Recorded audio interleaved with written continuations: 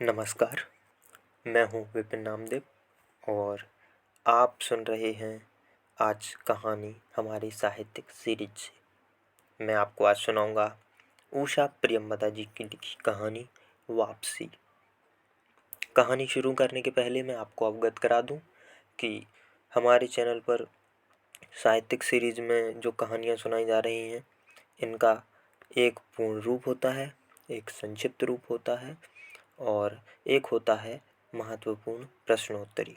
तो जो व्यक्ति संक्षिप्त रूप में सुनना चाहते हैं, कहानी आपको डिस्क्रिप्शन बॉक्स में संक्षिप्त रूप में भी मिल जाएगी।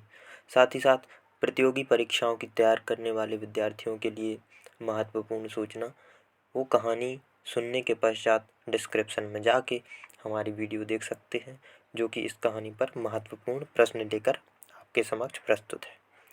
तो अभी हम शुरू करते हैं हमारी कहानी वापसी। कहानी के लेखक के बारे में मैंने हमारी शॉर्ट वीडियो जो बनाई गई है, डिस्क्रिप्शन बॉक्स में आपको मिलेगी, उसमें बताया है उषा प्रियमवदा जी के कृतित्व और व्यक्तित्व के बारे में, तो आप वहां से सीधा देख सकते हैं। हम सीधा कहानी पर शुरुआत करते हैं। गजाधर बाबू ने कमरे में जमा सामान पर एक नज़र दौड़ाई। 2 बक्स, डोलची, बाल्टी। यह डिब्बा कैसा है गणेशी? उन्होंने पूछा। गणेशी बिस्तर बांधता हुआ कुछ गर्व, कुछ दुख, कुछ लज्जा से बोला।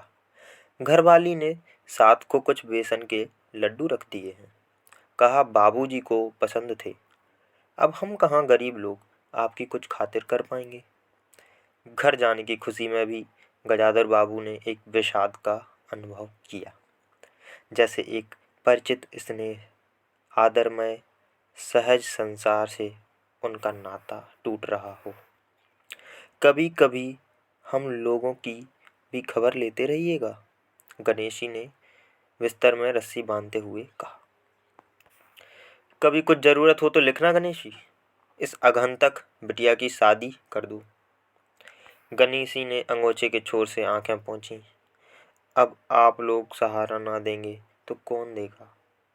आप यहाँ रहते तो शादी में कुछ हौसला रहता, गणेशी ने कहा। गजाधर बाबू चलने को तैयार बैठे थे।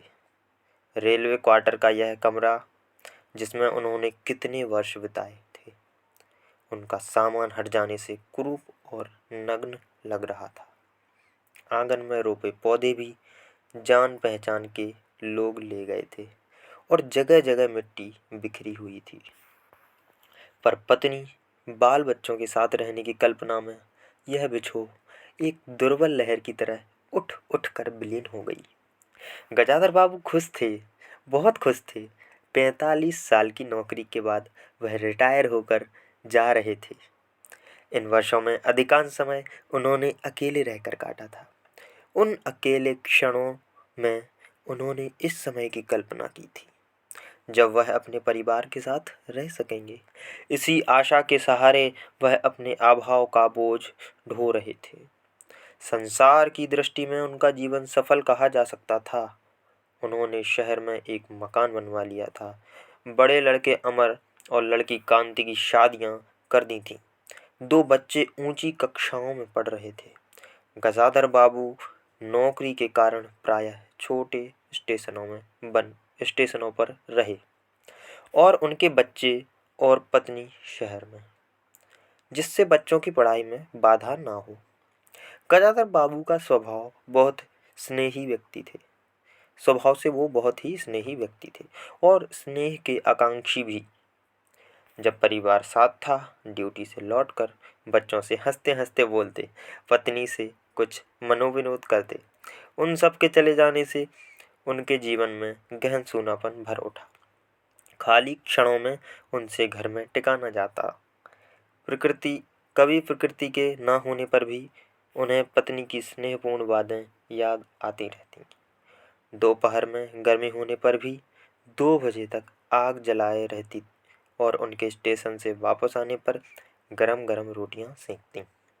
उनके खा चुकने और मना करने पर भी थोड़ा सा कुछ और थाली में परोस देती और बड़े प्यार से आग्रह करती, जब वह थके हारे बाहर से आते तो उनकी आहट पा रसोई के द्वार पर निकल आती और उनकी सलज आंखें मुस्कुरा उठती। गजाधर बाबू को तब हर छोटी बात भी याद आती और वह उदास हो उठते। अब कितने वर्षों बाद वह अवसर आया था जब वह फिर उसी स्नेह और आदर के साथ मध्य रहने जा रहे थे। टोपी उतार कर गजाधर बाबू ने चारपाई पर रख दी, जूते खोलकर नीचे खिसका दिए। अंदर से रह रह कर कह कहों की आवाज आ रही थी। इतवार का दिन था और उनके सब बच्चे इकट्ठा होकर नाश्ता कर रहे थे। गजाधर बाबू के सूखे चेहरे पर स्निग्ध मुस्कान आ गई। उसी तरह मुस्कुराते हुए वह बिना खांसे अंदर चले आए। उन्होंने देखा कि नरेंद्र कमर पर हाथ रखे शायद गत रात्रि की फिल्म में देखे गए किसी नृत्य की नकल कर रहा था और बसंती हंस हंस कर दोहरी हो रही थी। अमर की बहू को अपने तन बदन आंचल या घूंघट का कोई होश ना था और वह उन्मुक्त रूप से हंस रही थी। गजाधर बाबू को देखते ही नरेंद्र धप से बैठ गया और चाय का प्याला उठाकर मुंह से लगा लिया। बहू को होश आया और उसने झट से माथा ढक लिया। केवल बसंती का शरीर रह रहकर हंसी दबाने के प्रयत्न में हिलता रहा। गजाधर बाबू ने मुस्कुराते हुए उन लोगों को देखा और फिर कहा, क्यों नरेंद्र, क्या नकल हो रही है? कुछ नहीं बाबूजी, नरेंद्र ने सिट पिटाकर कहा। गजाधर बाबू ने चाहा कि जैसे ही सब गजाधर बाबू ने चाहा कि वह भी इस मनोविनोद में भाग लेते, पर उनके आते ही जैसे सब कुंठित हो चुप हो गए। उससे उनके मन में थोड़ी सी खिन्नता उपज आई। बैठते हुए बोले, बसंती, चाय मुझे भी देना। तुम्हारी अम्मा की पूजा अभी भी चल रही है क्या? बसंती ने माँ की कोठरी की ओर देखा। अभी आती ही होंगी और प्याले में उनके लिए चाय छानने लगी। बहू चुपचाप पहले ही चली गई थी। अब नरेंद्र भी चाय का आखिरी घूंट पी कर उठ खड़ा हुआ। केवल बसंती पिता के लिहाज में चौके में बैठी माँ की राह देखने लगी। गजाधर बाबू ने एक घूंट चाय पी, फिर कहा, बिट्टी, चाय तो फीकी है, लाइए चीनी और डाल दूं? बसंती बोली, रहने दो, तुम्हारी अम्मा जब आएंगी तभी पी लूंगा। थोड़ी देर में उनकी पत्नी हाथ में अर्घ्य का लोटा लिए निकली और अशुद्ध स्थिति कहते हुए तुलसी में डाल दिया। उन्हें देखते ही बसंती भी उठ गई। पत्नी ने आकर गजाधर बाबू को देखा और कहा, अरे, आप अकेले बैठे हैं, ये सब कहाँ गए? गजाधर बाबू के मन में फांक सी करक उठी। अपने अपने काम में लग गए हैं, आखिर बच्चे ही हैं। पत्नी आकर चौके में बैठ गई। उन्होंने नाक मुंह चढ़ाकर चारों ओर जूठे बर्तनों को देखा, फिर कहा, सारे जूठे बर्तन पड़े हैं, इस घर में धर्म धर्म कुछ नहीं, पूजा करके सीधे चौका में घुसो। फिर उन्होंने नौकर को पुकारा। जब उत्तर ना मिला तो एक बार उच्च स्वर में, फिर पति की ओर देखकर बोली, बहू ने भेजा होगा बाजार। और एक लंबी सांस लेकर चुप हो गई। गजाधर बाबू बैठकर चाय और नाश्ते का इंतजार करते रहे। उन्हें अचानक ही गणेश की याद आ गई। रोज सुबह पैसेंजर आने से पहले वह गर्मा गर्म पूरियां और जलेबी बनाता था। गजाधर बाबू जब तक उठकर तैयार होते उनके लिए जलेबियां और चाय लाकर रख देता था। चाय भी कितनी बढ़िया, कांच के गिलास में ऊपर तक भरी लबालब, पूरे 2.5 चम्मच चीनी और गाढ़ी मलाई। पैसेंजर भले ही रानीपुर लेट पहुंचे, गणेशी ने चाय पहुंचाने में कभी देरी नहीं की। क्या मजाल कि उससे कभी कुछ कहना पड़े। पत्नी का शिकायत भरा स्वर सुन उनके विचारों में व्याघात पहुंचा। वह कह रही थी, सारा दिन इसी खिचखिच में निकल जाता है। इस गृहस्थी का धंधा पीटते पीटते उम्र बीत गई, कोई जरा भी हाथ नहीं बटाता। बहू क्या किया करती है? गजाधर बाबू ने पूछा। पड़ी रहती है, बसंती को तो फिर कहो कॉलेज जाना होता है। गजाधर बाबू ने प्यार से समझाया, तुम सुबह पढ़ लिया करो, तुम्हारी माँ बूढ़ी हुई, उनके शरीर में अब शक्ति नहीं है। तुम हो, तुम्हारी भाभी है, दोनों मिलकर काम में हाथ बटाना चाहिए। बसंती चुप रह गई। उसके जाने के बाद उसकी माँ ने धीरे से कहा, पढ़ने का तो बहाना है, कभी जी ही नहीं लगता। लगे कैसे? शीला से फुर्सत ही नहीं है। बड़े बड़े लड़के हैं उनके घर में, हर वक्त वहाँ घुसा रहना मुझे नहीं सुहाता, मना करूँ तो सुनती नहीं है। नाश्ता कर गजाधर बाबू बैठक में चले गए। घर छोटा था और ऐसी व्यवस्था हो चुकी थी कि उसमें गजाधर बाबू को रहने के लिए कोई स्थान ना बचा। जैसे किसी मेहमान के लिए कुछ अस्थायी प्रबंध कर दिया जाता है, उसी प्रकार से बैठक में कुर्सियों को दीवार से सटाकर बीच में गजाधर बाबू के लिए पतली सी चारपाई डाल दी गई। गजाधर बाबू उस कमरे में पड़े पड़े कभी अनायास ही इस अस्थायित्व का अनुभव करने लगते। उन्हें याद हो आता उन रेलगाड़ियों की जो आती और थोड़ी देर रुककर किसी लक्ष्य की ओर चली जाती। घर छोटा होने के कारण बैठक में ही अपना प्रबंध किया था।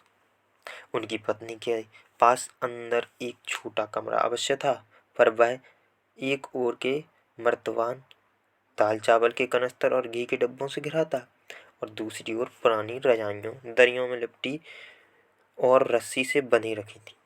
उसके पास एक बड़े से टीन के बक्स में घर भर के गर्म कपड़े थे और बीच में एक अलगनी बंधी थी जिस पर प्रायः बसंती के कपड़े लापरवाही से पड़े रहते थे।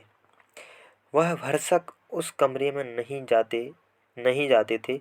घर का दूसरा कमरा अमर और उसकी बहू के पास था। तीसरा कमरा जो सामने की ओर था, बैठक था। गजाधर बाबू के आने से पहले उसमें अमर की ससुराल से आए बेंत की 3 कुर्सियों का सेट पड़ा था।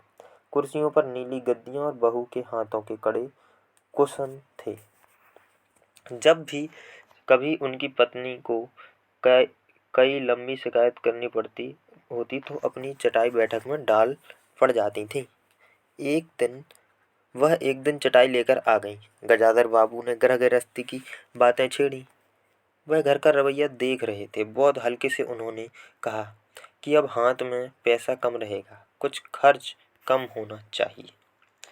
सभी खर्च तो वाजिब हैं, किसका पेट काटूं? यही जोड़ गांठ करते करते बूढ़ी हो गई, न मन का पहना न मन का ओढ़ा। गजाधर बाबू ने आहत विस्मृत दृष्टि से पत्नी को देखा। उनसे अपनी हैसियत छिपी न थी। अपनी पत्नी की तंगी का अनुभव कर उसका उल्लेख करती यह स्वाभाविक था। लेकिन उनमें सहानुभूति का पूर्ण अभाव गजाधर बाबू को बहुत खटका। उनसे यदि राय बात की जाए कि प्रबंध कैसे हो, तो उन्हें चिंता कम संतोष अधिक होता, लेकिन उनसे तो केवल शिकायत की जाती थी, जैसे परिवार की सब परेशानियों के लिए वही जिम्मेदार थे। तुम्हें किस बात की कमी है अमर की माँ? घर में बहू है, लड़के बच्चे हैं, सिर्फ रुपए से ही आदमी अमीर नहीं होता। गजाधर बाबू ने कहा, सिर्फ रुपए से ही आदमी अमीर नहीं होता। गजाधर बाबू ने कहा और कहने के साथ ही अनुभव किया। यह उनकी आंतरिक अभिव्यक्ति थी, ऐसी कि उनकी पत्नी नहीं समझ सकती। हाँ, बड़ा सुख है न बहू से, आज रसोई करने गई है, देखो क्या होता है। कहकर पत्नी ने आंखें मूंदी और सो गई। गजाधर बाबू बैठे हुए पत्नी को देखते रह गए। यही थी क्या उनकी पत्नी? उसके हाथों के कोमल स्पर्श, जिसकी मुस्कान की याद में उन्होंने संपूर्ण जीवन काट दिया था। उन्हें लगा कि लावण्यमयी युवती जीवन की राह में कहीं खो गई है और उसकी जगह आज जो स्त्री है, उसके मन और प्राणों के लिए नितांत अपरिचित और गाढ़ी नींद में डूबी उनकी पत्नी का भारी सा शरीर बहुत बेडौल और कुरूप लग रहा था। चेहरा श्रीहीन और रूखा था। गजाधर बाबू देर तक निस्संग दृष्टि से पत्नी को देखते रहे और फिर लेटकर छत की ओर ताकने लगे। कुछ गिरा और उनकी पत्नी हड़बड़ाकर उठ बैठी। लो, बिल्ली ने कुछ गिरा दिया शायद, और वह अंदर की ओर भागी। थोड़ी देर में लौट कर आई तो उनका मुंह फूला हुआ था। देखा बहू को चौका खुला छोड़ आई बिल्ली ने दाल की पतीली गिरा दी। सभी तो खाने को हैं, अब क्या खिलाऊंगी? वह सांस लेने को रुकी और बोली, एक तरकारी और 4 पराठे बनाने में सारा डब्बा घी उड़ेल कर रख दिया। जरा सा दर्द नहीं है? कमाने वाला हाड़ तोड़े और यहाँ चीजें लुटें। मुझे तो मालूम था कि यह सब काम किसी के बस का नहीं है। गजाधर बाबू को लगा कि पत्नी कुछ और बोलेगी तो उनके कान झंझना उठेंगे, और ओंठ भींच करवट लेकर उन्होंने पत्नी की ओर पीट कर ली। रात का भोजन बसंती ने जानबूझकर ऐसा बनाया कि कौर तक ना निगला जा सके। गजाधर बाबू चुपचाप खाकर उठ गए, पर नरेंद्र थाली सरकाकर उठ खड़ा हुआ और बोला, मैं ऐसा खाना नहीं खा सकता। बसंती तुनक कर बोली, तो ना खाओ, कौन तुम्हारी खुशामद करता है?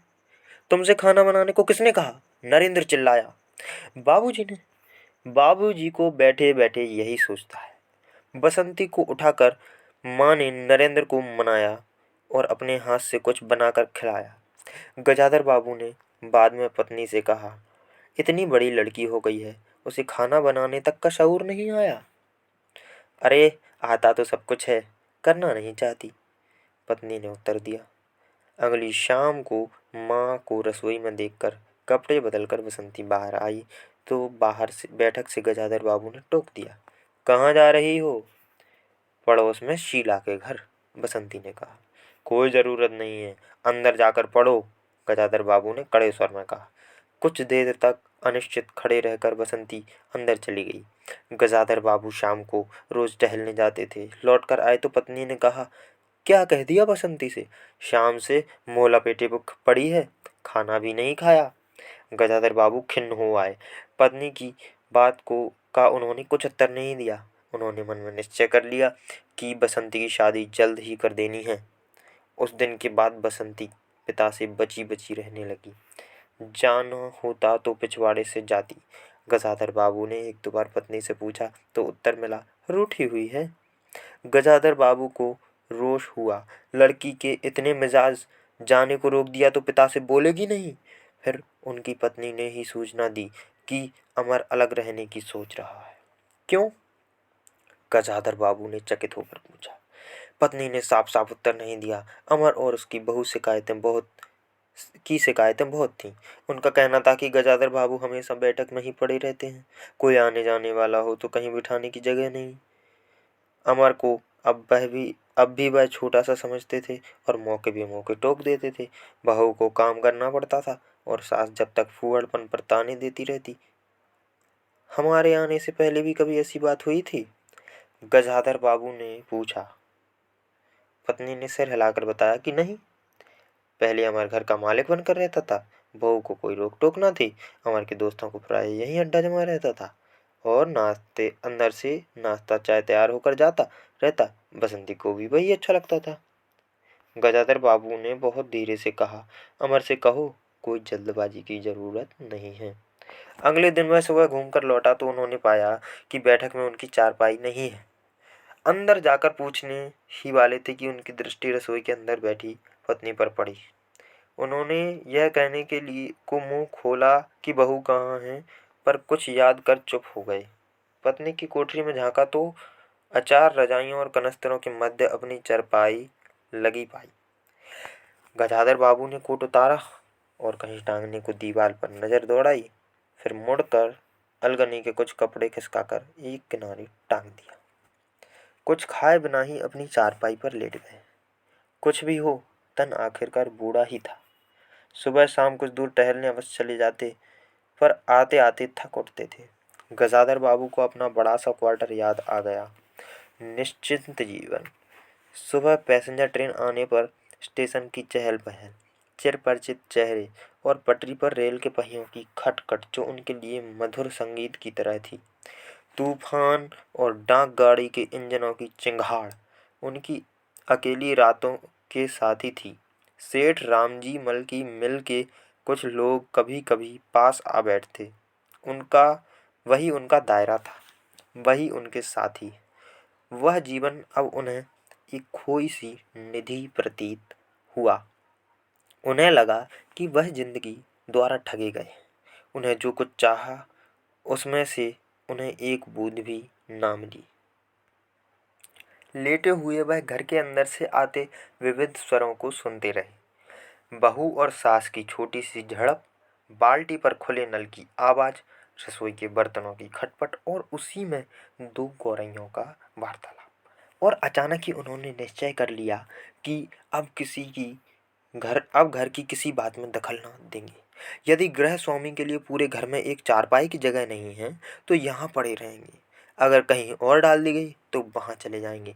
यदि बच्चों के जीवन में उनके लिए कहीं स्थान नहीं तो अपने ही घर में परदेसी की तरह पड़े रहेंगे। और उस दिन के बाद सचमुच गजाधर बाबू कुछ नहीं बोले। नरेंद्र रुपए मांगने आया तो बिना कारण पूछे उसे रुपए दे दिए। बसंती काफ़ी अंधेरा हो जाने के बाद भी पड़ोस में रही तो भी उन्होंने कुछ नहीं कहा। पर उन्हें सबसे बड़ा यह गम था कि उनकी पत्नी ने भी उनमें कुछ परिवर्तन लक्ष्य नहीं किया। वह मन ही मन कितना भार ढो रहे थे। इससे वह अनजान ही बनी रही, बल्कि उन्हें पति के घर के मामलों में हस्तक्षेप न करने के कारण शांति ही थी। कभी कभी वह उठती, ठीक है, ठीक ही है, आप बीच में ना पड़ा कीजिए, बच्चे बड़े हो गए हैं, हमारा जो कर्तव्य था कर रहे हैं, पढ़ा रहे हैं, शादी करा देंगे। गजाधर बाबू ने आह दृष्टि से पत्नी की ओर देखा। उन्होंने अनुभव किया कि वह पत्नी और बच्चों के लिए केवल धनोपार्जन के निमित्त मात्र है। जिस व्यक्ति के अस्तित्व के से पत्नी मांग में सिंदूर डालने की अधिकारिणी है, समाज में उसकी प्रतिष्ठा है, उसके सामने वह 2 वक्त भोजन की थाली रख देने से सारे कर्तव्यों से छुट्टी पा जाती है। वह घी और चीनी के डब्बों में इतनी रमी हुई है कि अब वह उसकी संपूर्ण दुनिया बन गई है। गजाधर बाबू उनके जीवन के केंद्र नहीं हो सकते। अब बेटी की शादी करने के लिए भी उत्साह बुझ गया है।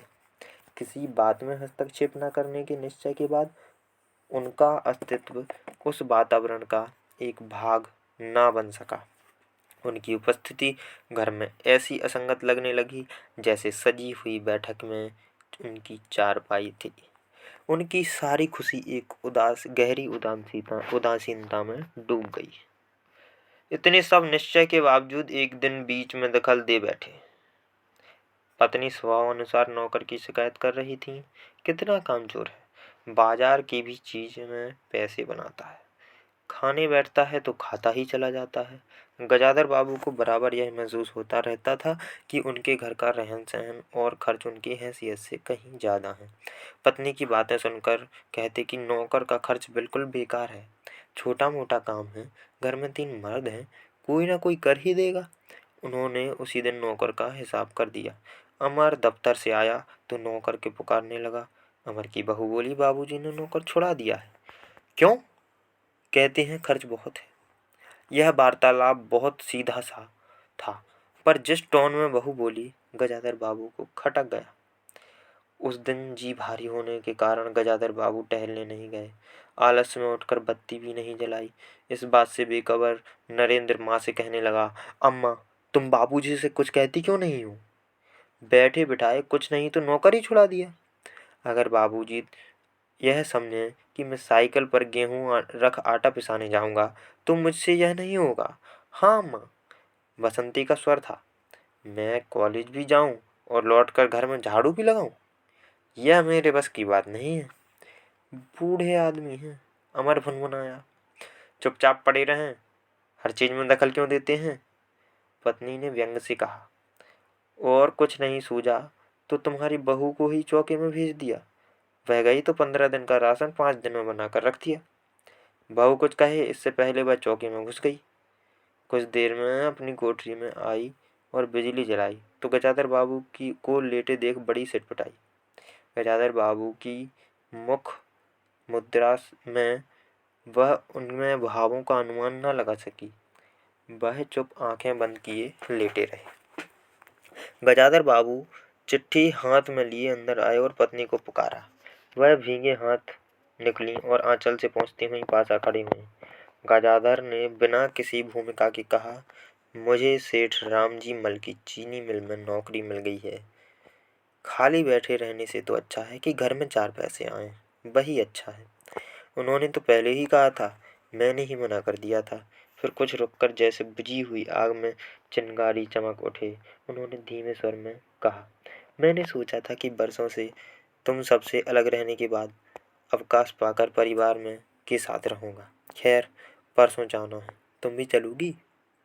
मैं पत्नी ने सब शक पकाकर कहा, मैं चलूँगी तो यहाँ का क्या होगा? इतनी बड़ी गृहस्थी। फिर सियानी लड़की बात बीच में काटकर गजाधर बाबू ने हताश स्वर में कहा, ठीक है, तुम यहीं रहो, मैंने तो ऐसे ही कहा था, और गहरे मौन में डूब गए। नरेंद्र ने बड़ी तत्परता से बिस्तर बांधा और रिक्शा बुला लाया। गजाधर बाबू का टीन का बक्सा और पतला सा बिस्तर उस पर रख दिया। नाश्ते के लिए लड्डू और मठरी की डलिया हाथ में लिए गजाधर बाबू रिक्शे पर बैठ गए। दृष्टि उन्होंने अपने परिवार पर डाली, फिर दूसरी ओर देखने लगे और रिक्शा चल पड़ा। उनके जाने के बाद सब अंदर लौट आए। बहू ने अमर से पूछा, सिनेमा ले चलिए ना? बसंती ने उछल कर कहा, भैया हमें भी। गजाधर बाबू की पत्नी सीधे चौकी में चली गई। बची हुई मठरियों को कटोरे दान में रखकर अपने कमरे में लाई और कनस्तरों के पास रख दिया। फिर बाहर आकर कहा, अरे नरेंद्र, बाबू की चारपाई कमरे से निकाल दे, उसमें चलने तक की जगह नहीं है। यहाँ पर हमारी कहानी समाप्त होती है। वापसी। हमने देखा कि जिस प्रकार से गजाधर बाबू की रिटायरमेंट के बाद वापसी हुई थी, उनकी वापसी घर से भी उसी प्रकार हो गई। यदि आपको कहानी पसंद आई है तो लाइक कीजिए और दूसरों तक पहुंचाइए। और यदि आपको इस कहानी की शॉर्ट वीडियो देखनी है जो कि संक्षिप्त में बनाई गई है, वो डिस्क्रिप्शन में मिल जाएगी, आप वहां से देख सकते हैं। साथ ही साथ प्रश्न उत्तरी हिंदी साहित्य के विद्यार्थियों के लिए यहाँ पर दी जाएगी, इसके डिस्क्रिप्शन बॉक्स में ही, जो कि अगली वीडियो में आपको मिल जाएगी। आप सभी का बहुत बहुत धन्यवाद, आपने शालीनता से सुना।